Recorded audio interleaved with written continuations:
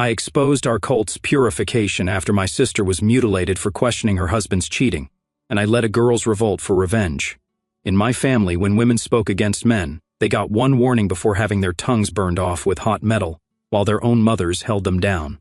I watched them do it to my sister when she asked her husband why he came home at 3 in the morning smelling like another woman. Her screams stopped after 4 seconds. That's how long it takes for hot metal to destroy the nerves in a human tongue. She was 19 and had asked a simple question, yet they made us younger girls watch from the doorway, a reminder of our future if we forgot our place.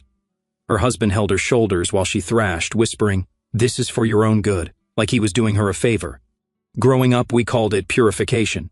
When a woman spoke against any man in our family, father, brother, husband, even teenage sons, she got one warning. The second time, they held her down in the kitchen while her own mother heated the iron rod until it glowed orange. The women who'd been purified couldn't scream anymore. They couldn't taste. Most couldn't swallow solid food, but they were considered blessed, finally freed from the sin of defiance. My aunt had the procedure done 3 times. By the end, there wasn't enough tongue left to burn. She communicated by tapping on walls, 2 taps for yes, 3 for no. At family dinners, she'd sit with her bowl of lukewarm broth, tears streaming down her face whenever she watched us eat. She'd lost 90 pounds in 2 years. Her collarbones looked like they might slice through her skin.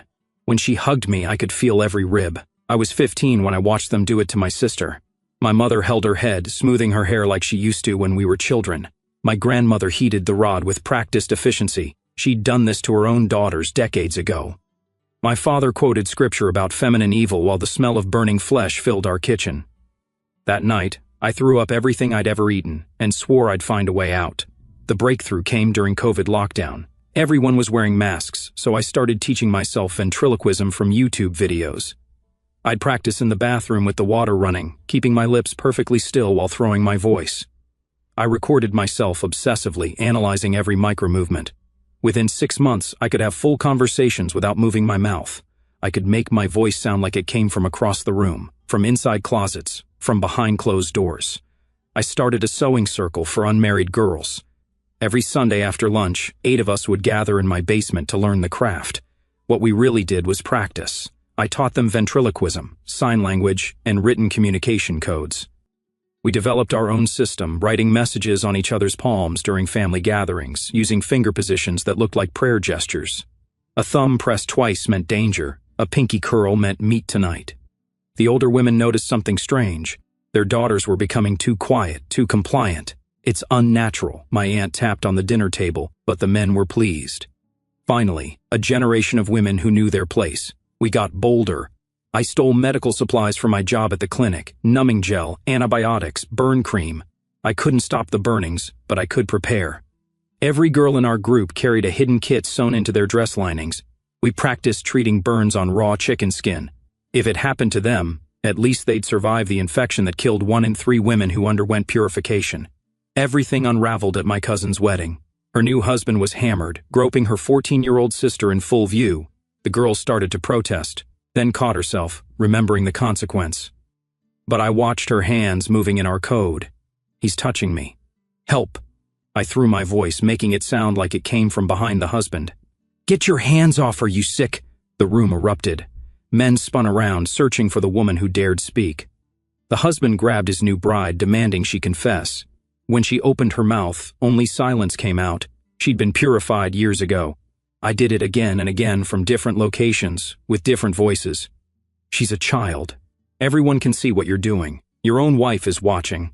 The men went into a frenzy. They lined up every woman under 30, checking our mouths, making us try to speak. But we all stayed silent, some because they had to, others because we'd trained for this moment. Then my 12-year-old cousin broke. The pressure, the fear. It was too much. She started signing frantically, then caught herself and switched to speaking. "It's Anna. She taught us. She's been teaching us all to..." They grabbed me before I could run, holding me down right there at the wedding reception while my mother begged them to wait, to let her heat the rod properly. But they were beyond ritual now. My uncle used a lighter from his pocket, heating a butter knife while 200 wedding guests watched. The pain was unlike anything I'd ever imagined. Not just the burning, though that was excruciating, but the betrayal. My own family, the people who were supposed to protect me, held me down while my uncle pressed the heated metal against my tongue. I thrashed against their grip, but there were too many hands. My father's on my shoulders, my brother's on my arms, my mother's trying to hold my head steady while tears streamed down her face. The smell hit me first, acid and wrong, like meat left too long on a grill. Then came the sizzling sound. And finally, mercifully, the nerves died and took the worst of the pain with them.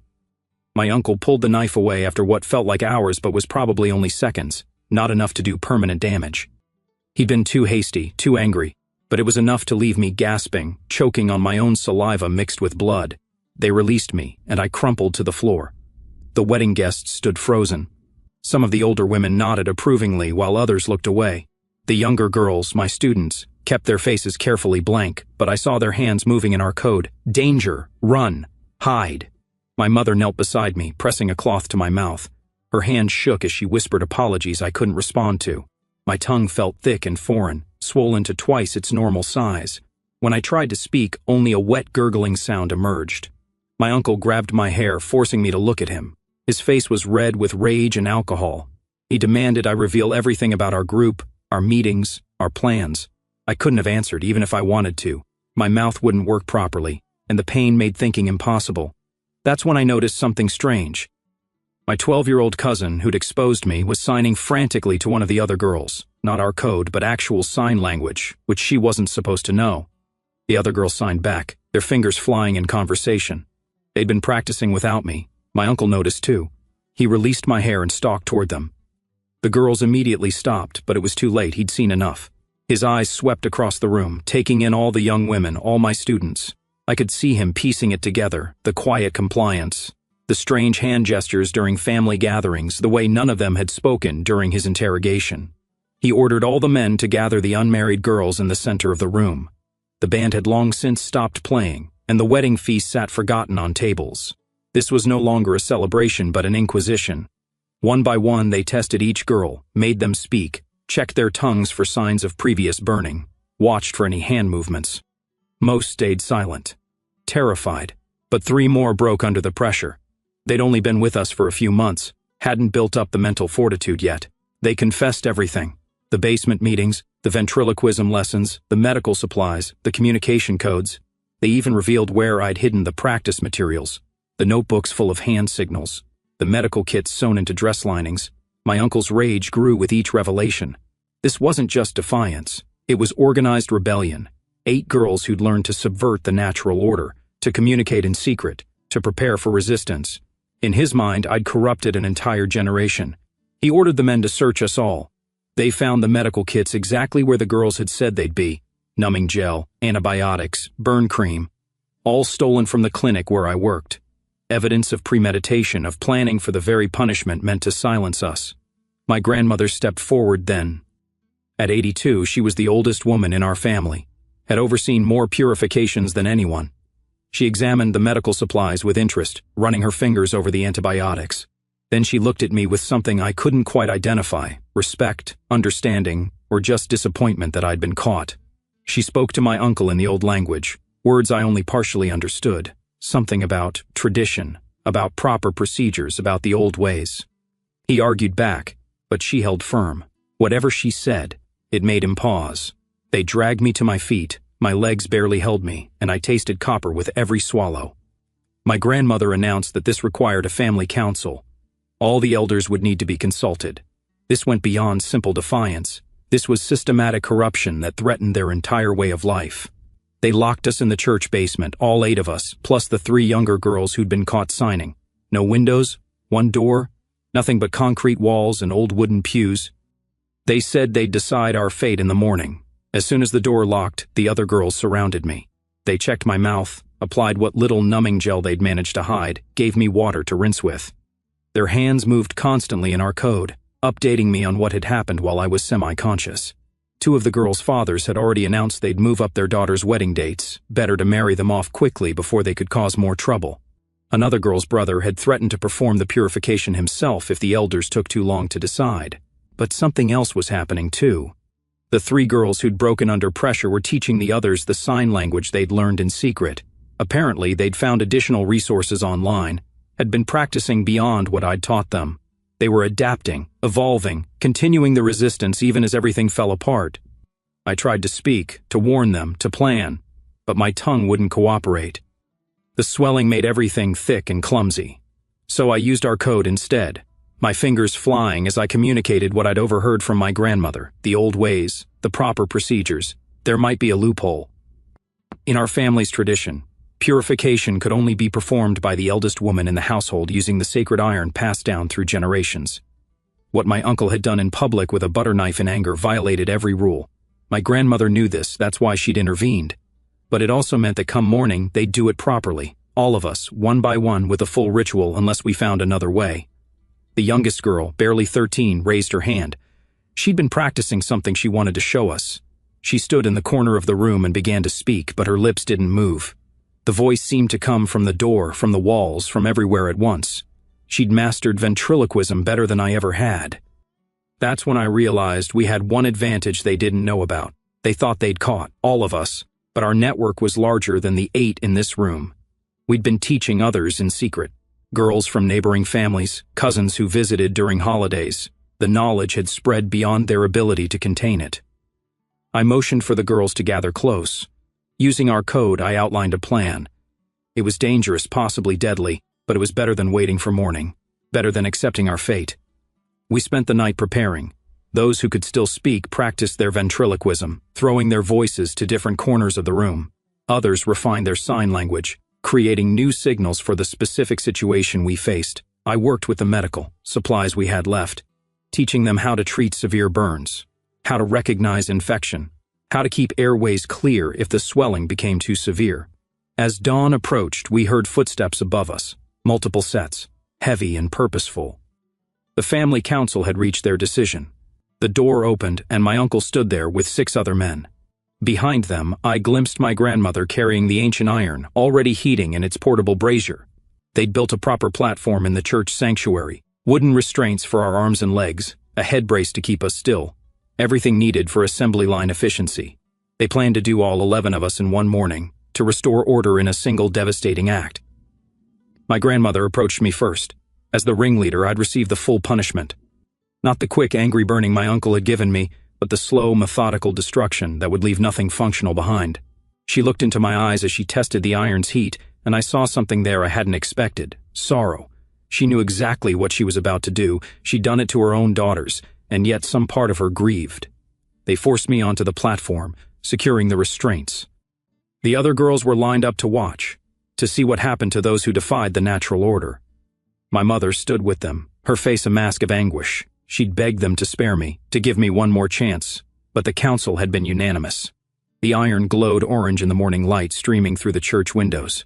My grandmother lifted it, steady despite her age, and brought it toward my face. This was it, the moment that would silence me forever. But we were ready.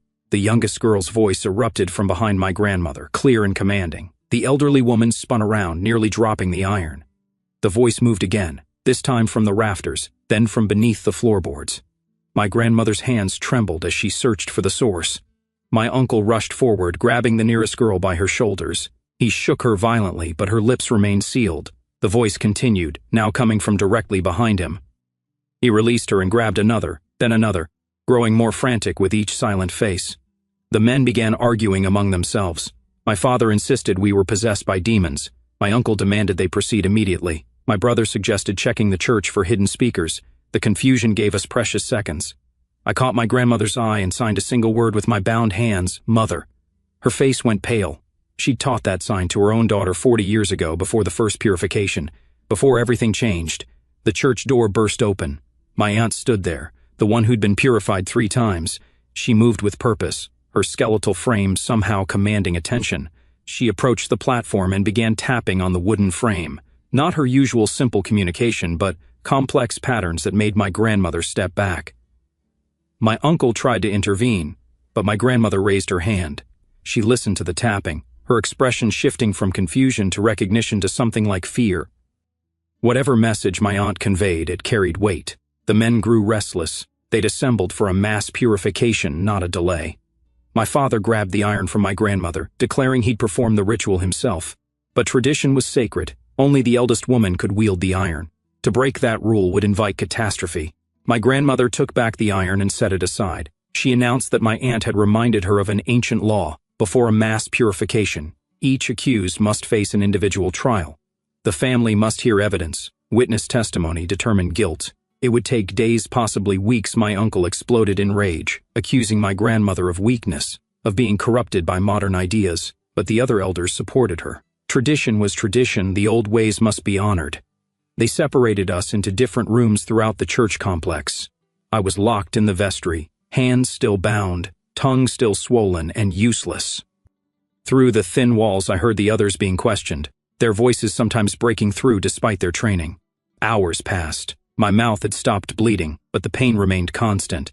I tested my voice, managing only rasps and whistles. The partial burning had damaged but not destroyed. With time and practice, I might speak again if I survived. The door opened.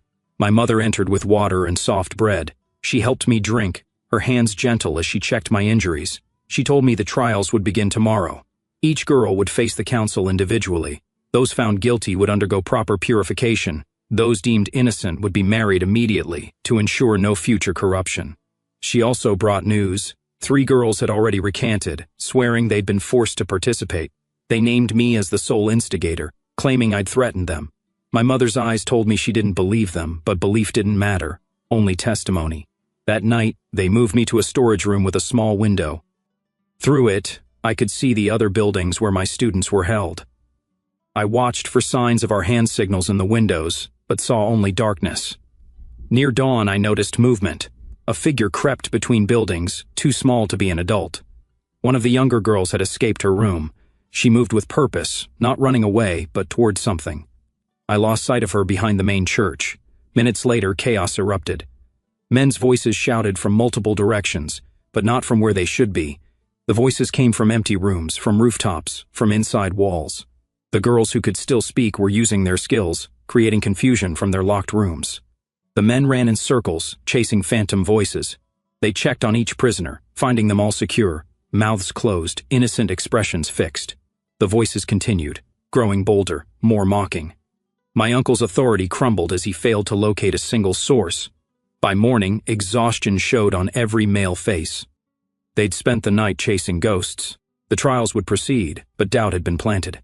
How could they trust their own ears? How could they know which voice belonged to which girl? My grandmother presided over the first trial. They brought in the youngest girl, the one who'd mastered ventriloquism so completely. She stood before the council, small and defiant. When asked to speak, she remained silent. When ordered to demonstrate her supposed skills, she simply stared. My uncle produced witnesses, men who swore they'd heard her voice during the wedding chaos. But when pressed for details, their stories conflicted. One claimed she'd spoken from the left, another from the right. They couldn't agree on the words, the tone, even the language. The girl's mother testified next. She wept as she described her daughter's recent behavior. Too quiet, too obedient, clearly hiding something. But when asked for specific examples of defiance, she had none. The girl had been perfect, too perfect. Hours of testimony produced no clear evidence. The girl never spoke, never moved her lips, never gave them anything to condemn her. My grandmother seemed troubled. Tradition required proof of guilt, not just suspicion, but how to prove ventriloquism when the accused wouldn't speak. They tried everything: threats, promises, even bringing her father to plead. The girl remained stone-faced, communicating nothing. Finally, frustrated, they returned her to confinement and called the next trial. This pattern repeated throughout the day. Girl after girl stood silent before the council. Some were clearly terrified, others defiant, but none spoke. The men grew increasingly agitated. Without confessions or demonstrations, they had only circumstantial evidence and conflicting testimonies. By evening, they'd tried 4 girls with no convictions. My grandmother called a recess. The council would reconvene. Tomorrow, she announced, they needed to reconsider their approach. That night, the voices returned with vengeance. They came from everywhere and nowhere, speaking truths the men didn't want to hear. They recited names and dates, affairs and secrets, sins hidden for decades. The voices knew which uncle visited which widow, which father had debts, which brother had stolen from the family business. Paranoia spread like wildfire. The men turned on each other, accusations flying. How did the girls know these things? Who had told them? Who among the men was secretly supporting this rebellion? I watched from my window as my uncle confronted my father in the courtyard. They shoved each other, voices raised, years of resentment boiling over. Other men joined the argument, taking sides, old alliances crumbling. Inside my room, I worked on my voice. The swelling had reduced enough to attempt sounds. I practiced breathing exercises, tongue movements, anything to regain some control. The partial burning had left scar tissue, but the muscle beneath still functioned. Painful, limited, but functional. The next morning brought new chaos. During the night, someone had released 2 of the girls. They were found at dawn, walking calmly through the church gardens, signing to each other in full view. When captured and questioned, they claimed innocence. They'd woken to find their doors unlocked. Who were they to question such fortune? The men searched for the culprit, checking every lock, every window, every possible entry point. They found nothing. Suspicion fell on the women, the mothers and grandmothers who'd seemed supportive of the purifications. Trust eroded further. My trial came on the 3rd day. They carried me to the sanctuary, my legs too weak from confinement to walk. The council sat in judgment, my grandmother at the center, my uncle to her right. The other girls watched from the gallery, their faces carefully neutral. My grandmother asked me to speak. I opened my mouth, letting them see the damage, the swollen tissue, the fresh scars. I made sounds, horrible croaking noises that might have been words. My uncle smirked, satisfied that I'd been effectively silenced, but I'd been practicing. Through the pain, I forced out recognizable words, not clear, not pretty, but understandable. I denied teaching rebellion. I admitted only to hosting sewing circles, innocent gatherings where girls learned traditional crafts. If they'd learned other things, it wasn't from me. My uncle produced the medical supplies as evidence. I croaked out an explanation. As a clinic worker, I'd brought home expired supplies rather than waste them. Times were hard, medicine expensive. Was preparing for emergencies now a crime? The questioning continued for hours. They tried to trap me in contradictions, but I kept my answers simple, consistent. Yes, I'd learned ventriloquism as a hobby during lockdown. No, I'd never taught it to others. Why would I? What use was such a skill? They brought in the girls who'd confessed, the ones who named me as their teacher. But under my grandmother's careful questioning, their stories began to fall apart. They contradicted each other on dates, locations, specific lessons. One claimed I'd taught them sign language in the basement. Another said it was in the garden. A third insisted we'd only met in the kitchen. My grandmother's eyes narrowed. She questioned them separately, catching them in lie after lie. Finally, one broke down completely, admitting her father had coached her testimony, promised her a lighter punishment if she blamed everything on me. The council erupted in arguments. Some demanded all punishments proceed regardless, others insisted the trials were compromised. My grandmother maintained order with difficulty, but I saw something shifting in her expression. Doubt, perhaps, or recognition of a game being played beyond her understanding. That night, they locked me back in the storage room. But something had changed. The guard outside my door was my cousin, one of the younger men, barely 18. Through the door, I heard him shifting nervously, muttering to himself. I tested my voice, managing a whisper that sounded like it came from the hallway. He jumped, looking around frantically. I did it again, this time from above. He backed against my door, terrified. The voice spoke of things only he would know, private shames, secret desires. Within an hour, he'd fled his post, telling others he was ill, needed to go home. No one volunteered to replace him. The men were beginning to fear guard duty, fear being alone with us and our impossible voices. The trials continued, but the council's unity cracked further each day. Evidence contradicted itself. Witnesses recanted. The girls maintained perfect silence or spoke only to deny charges. And every night, the voices revealed new secrets, drove new wedges between the men. My aunt played a crucial role, attending every trial, tapping out observations only my grandmother could fully understand. Whatever communication passed between them, it influenced my grandmother's decisions. More girls were declared innocent, though immediately assigned marriages to prevent future corruption. On the 5th day, disaster struck from within our ranks. One of the older girls, Miriam, broke completely. The pressure, the isolation, the fear of permanent punishment, it shattered her resolve. She confessed everything in detail, the lessons, the codes, the network extending beyond our immediate group. But she went further, inventing things in her panic. She claimed we'd planned to poison the men, to burn down the church, to run away and join the outside world. Wild accusations that even my uncle recognized as hysteria. They removed her from the sanctuary, but the damage was done. Truth mixed with lies, making everything questionable. How could they trust any confession now? How could they separate real rebellion from frightened fantasy? That night, I managed to work my door open. The lock had been damaged during the guard's frightened flight. I crept through the corridors, Finding 2 other girls had also discovered their freedom. We signed quickly, planning. We couldn't run. That would confirm guilt and doom the others. Instead, we had to escalate the psychological warfare, make the men question everything, turn them against each other completely. I found my way to the kitchen, to the exact spot where they'd burned my sister years ago. The bloodstains remained, faint but visible. I knelt there and practiced, my voice pushing through pain to achieve clarity, not perfect, but good enough. The next morning, they found us back in our rooms, doors locked from the inside, impossible yet undeniable. The men's fear grew. Were we witches, demons, or just clever girls who'd learned skills they couldn't understand?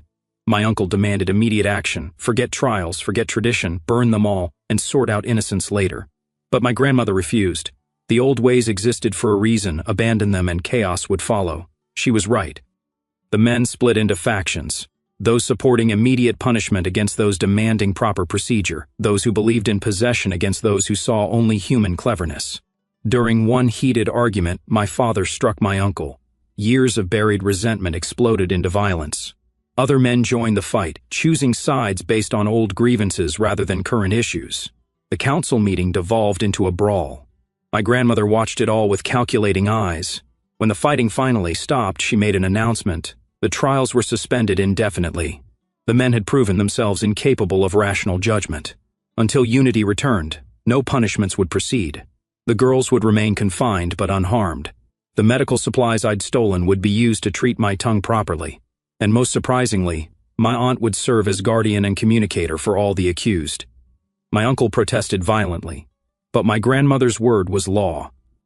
She controlled the sacred iron, the ritual tools, the traditional authority. Without her cooperation, no purifications could proceed properly, and improper purifications invited divine wrath, or so they believed. That night, my aunt visited each of us. Through taps and signs, she conveyed my grandmother's real message. The old woman had been young once. She'd seen her own sisters burned, had participated because she had no choice. But times were changing. The outside world pressed closer every year. She couldn't stop the purifications entirely. That would destroy her authority and invite chaos. But she could delay, complicate, introduce doubt. She could give us time to grow stronger, smarter, more unified. My aunt also brought news from beyond our walls. Other families had heard of our rebellion. Young women in neighboring compounds were asking questions, learning skills, preparing. The knowledge spread like wildfire, impossible to contain, but danger remained. My uncle gathered supporters, men who felt their authority threatened. They met in secret, planning ways to bypass my grandmother's control, speaking of accidents, of fires that might consume the church and all evidence of rebellion within it. I used my recovering voice to sow more discord, whispers in the night warning loyal men of my uncle's plots. Voices revealing which supporters had their own secrets, their own reasons to fear exposure. The conspiracy fractured before it could solidify.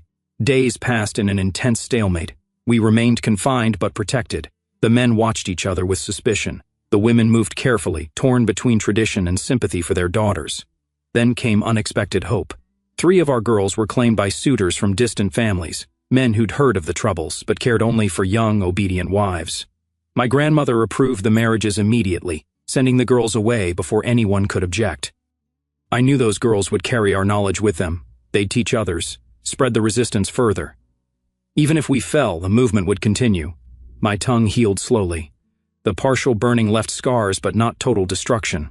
I learned to speak around the damage, my voice different but functional. I practiced constantly, preparing for whatever came next. The younger girls showed remarkable resilience, maintaining discipline, communicating in signs, supporting each other through fear and isolation. Even Miriam recovered from her breakdown, signing apologies. We all accepted. My mother visited when she could, bringing food and news. She spoke carefully, but I heard the conflict in her voice.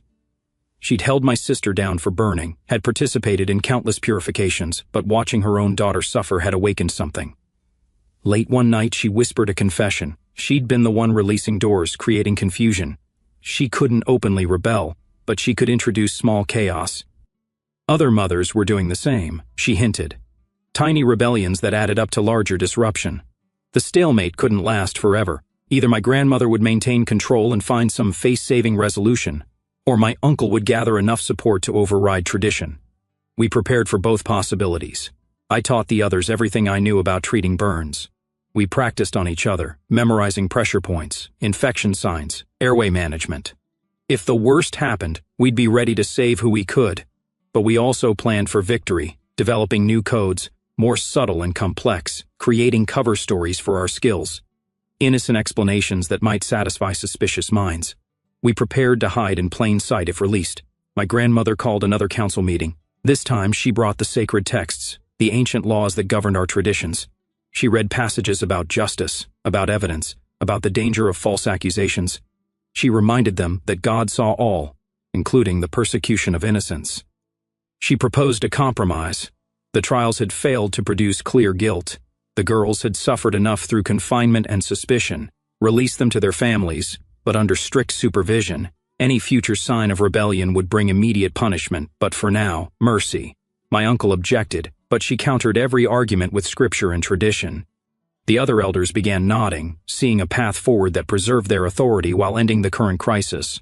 But my uncle made one final demand. The ringleader, meaning me, must face full purification, one sacrifice to appease those who demanded justice. Let the others go, but burn out the source of corruption completely. The room fell silent. My grandmother considered, her ancient face unreadable. Around her the men waited, tension crackling between those who wanted blood and those who wanted peace. She turned to my aunt, who began tapping a long message, complex and layered. My grandmother listened, occasionally nodding. When the tapping stopped, she stood with effort, leaning on her cane. She agreed to my uncle's demand, but with conditions. The purification would happen in 1 week, would follow every traditional rule, every ancient protocol, and most importantly, I would be allowed to speak in my own defense first, not in trial, but in testimony before the entire family. My uncle smiled, thinking he'd won, a week to prepare, then public punishment that would restore order. He didn't understand what my grandmother had really given us: time, an audience, a voice. They returned me to confinement, but with better conditions, a real room with a bed, regular meals, even books. My aunt visited daily, teaching me through taps what my grandmother expected, not defiance, but something more subtle, truth that would plant seeds of doubt in every watching mind. The other girls were released to their families as promised. They returned home subdued, obedient, seemingly broken by their ordeal. But I knew better. They carried our knowledge, our codes, our connections. They would wait, watch, and when the time came, they would be ready. I spent the week preparing my testimony. Not a defense exactly, that would only anger them, but a story, the truth of what drove us to rebellion, told in ways that might reach the women forced to watch. The mothers who'd held their daughters down, the grandmothers who'd wielded the iron, the sisters who'd lost their voices. My voice grew stronger each day, still damaged, still imperfect, but clear enough to be understood. I practiced projecting it, making it carry across large spaces. If I had only one chance to speak, I would make it count. The night before my scheduled purification, my aunt brought unexpected news. My grandmother was ill, possibly dying. The stress of recent events had weakened her ancient body. She might not survive to oversee the ritual. Without her, my uncle would control everything. He'd follow the forms but ignore the spirit. My testimony would be cut short, my punishment made harsher. The compromise would die with my grandmother. But my aunt tapped out one more message. My grandmother had made provisions, written instructions that must be followed, documents that gave my aunt unprecedented authority as the eldest purified woman. If my grandmother died, my aunt would oversee the ritual. The irony was perfect. The woman who'd lost her tongue 3 times would control the burning of another. My uncle would rage, but tradition was tradition. The eldest woman held the iron, whether she could speak or not. I lay awake that night, preparing for either outcome. If my grandmother lived, I had a chance to speak truth to the assembled family. If she died, my aunt would find ways to show mercy within tradition's bounds. Either way, the seeds of change had been planted too deep to uproot.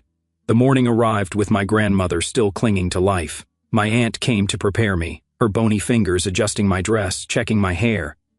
She tapped instructions on my shoulder: stand straight, speak clearly, remember who watches. The entire family gathered in the main hall, over 300 people from our compound and neighboring ones. Word had spread about the girl who taught rebellion. They came to witness justice, or perhaps to learn. My uncle had arranged everything for maximum impact. The platform stood in the center, the sacred iron already heating. The other girls sat with their families, heads bowed, hands folded, but I caught glimpses of their fingers, moving in subtle patterns.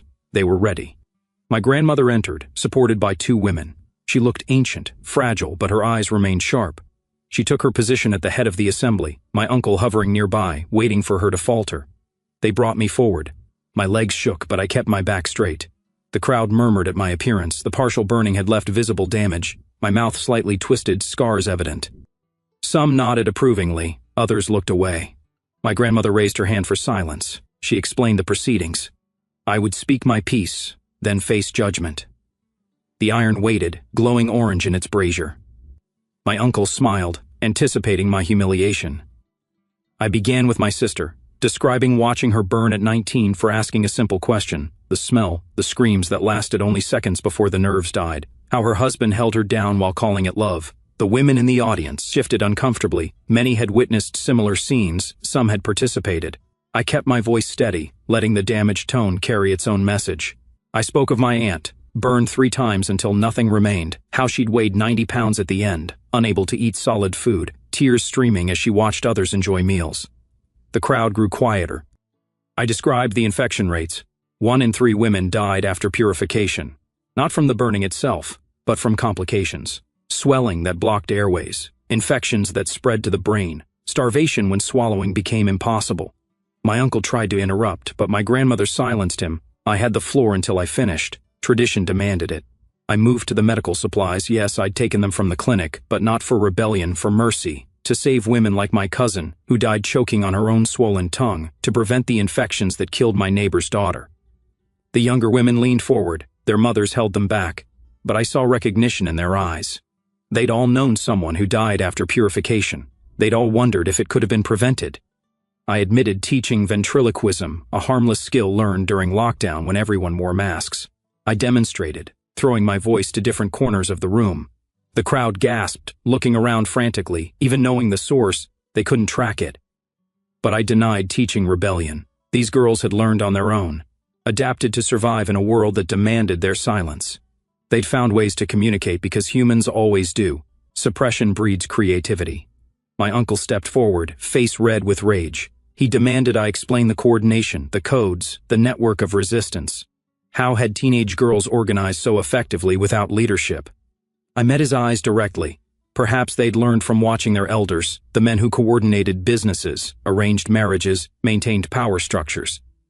If young girls could master such organization, what did that say about their potential?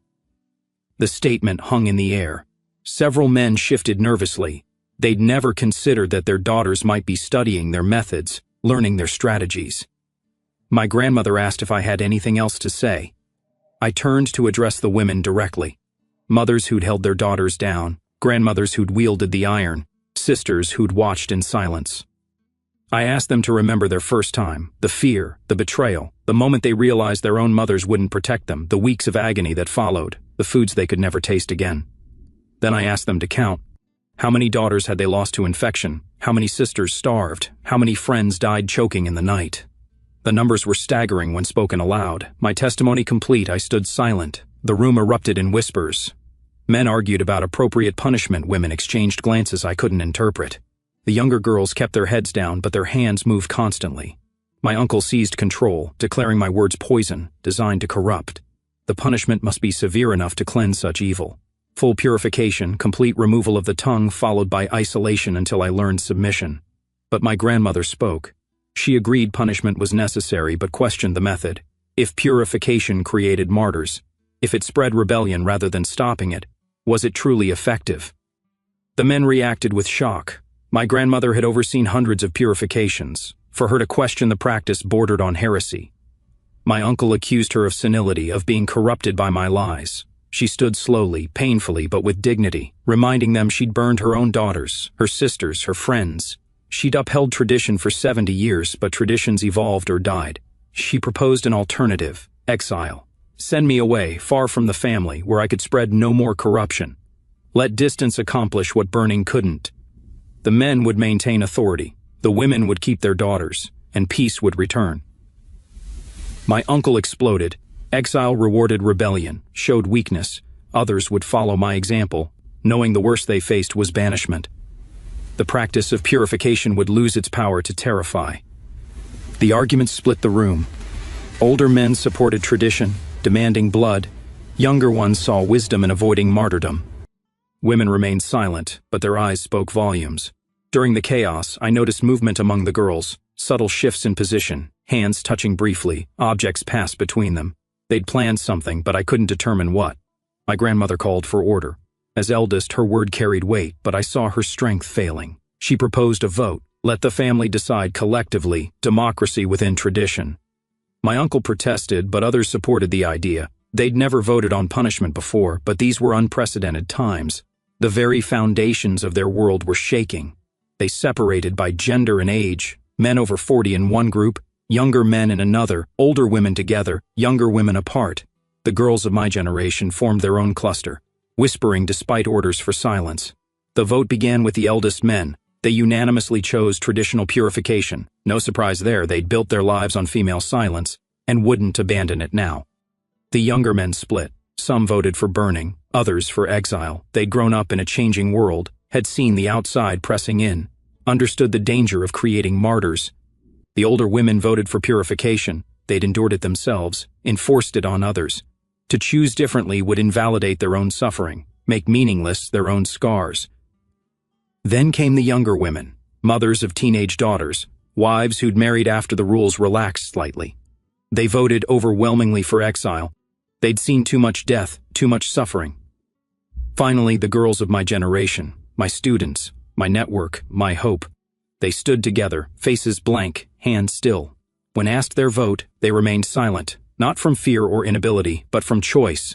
My uncle demanded they speak. They'd been tested, proven capable of speech. Their silence was defiance, not disability. But they held firm, communicating nothing. The standoff stretched. Without their votes, the tally was too close to call.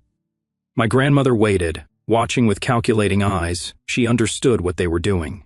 Finally, she made a ruling. Silence was a vote in itself. If they wouldn't choose between purification and exile, they were choosing neither. The family was deadlocked. My uncle raged about manipulation, about corruption spreading even now, but my grandmother held firm. The vote had spoken, or failed to speak. Without consensus, tradition offered no clear path. She proposed a final solution. I would choose my own fate, purification or exile. The decision was mine. Let me demonstrate whether I truly believed my own words about choice and agency. The room fell silent. Even my uncle couldn't argue with the elegance of it, make me complicit in my own punishment, force me to validate their system by participating in it. I stood before them all, family and strangers, supporters and enemies. The iron glowed in its brazier. The door stood open, exile beyond. Two paths, both painful, neither true freedom. But I'd learned something from my weeks of confinement, from watching the men fracture and the women awaken. Power wasn't just about rules and punishments. It was about belief, about participation. I announced my decision, neither purification nor exile. I would stay, voice intact, and continue teaching any who wished to learn. They could burn me, but it would be force, not choice. They could exile me, but it would be kidnapping, not acceptance. The room erupted. My uncle grabbed the iron himself, advancing despite tradition. Other men moved to stop him, not from sympathy, but from adherence to rules. Women pulled their daughters back, unsure whether to flee or watch. In the chaos, the girls acted. They'd positioned themselves perfectly, blocking exits, creating barriers, not through violence, but through simple presence. Bodies in doorways, groups in corridors, human obstacles to sudden movement. My grandmother collapsed. The stress, the conflict, her ancient body couldn't endure more. Women rushed to help her, the men shouted orders, and in the confusion, I felt hands on my arms. My aunt and mother flanked me, moving with purpose. Other women joined them, creating a protective circle. They guided me toward a side door, one rarely used, while the men focused on my grandmother.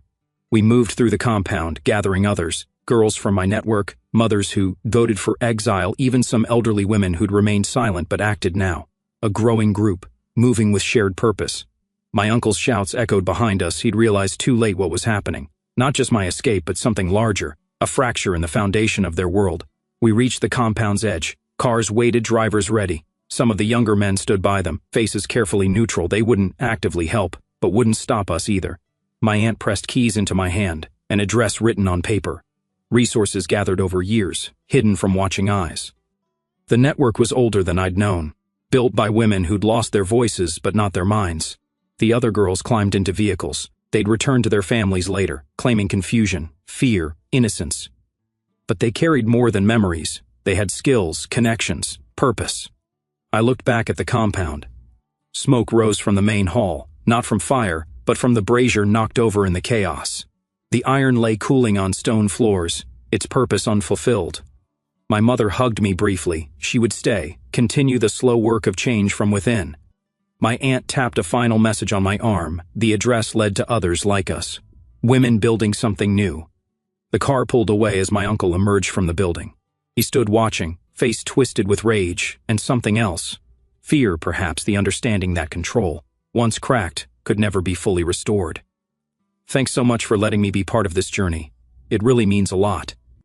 It's been something special, and I hope you're taking good care of yourself out there. If you made it to the end, drop a comment. I love reading all your comments.